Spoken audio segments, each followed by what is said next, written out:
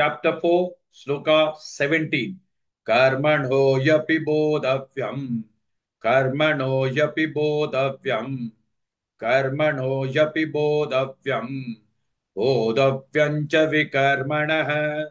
Bodhavyam cha vikarmanah. Bodhavyam cha vikarmanah. Karmano yapi bodhavyam. Bodhavyam cha vikarmanah.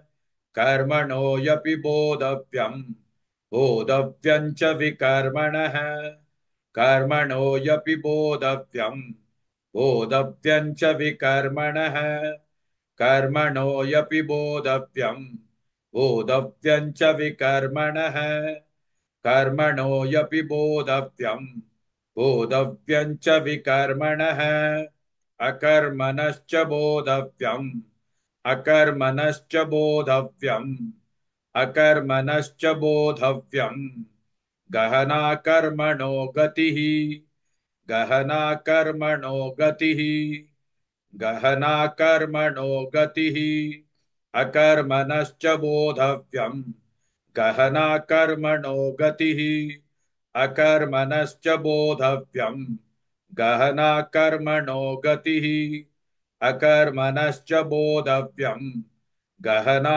कर्मणो गतिः अकर्मणश्च बोधव्यम् गहना कर्मणो गतिः अकर्मणश्च बोधव्यम् गहना कर्मणो गतिः कर्मणो यपि बोधव्यम् बोधव्यम् च विकर्मणः अकर्मणश्च बोधव्यम् गहना कर्मणो गतिः.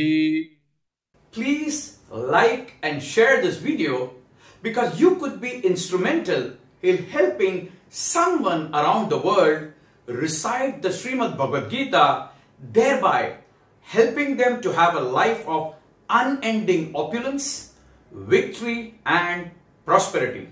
This is mentioned in chapter 18, Sloka 78. Yes, don't forget to buy my book, Leadership Can Be Child's Play. Namaste.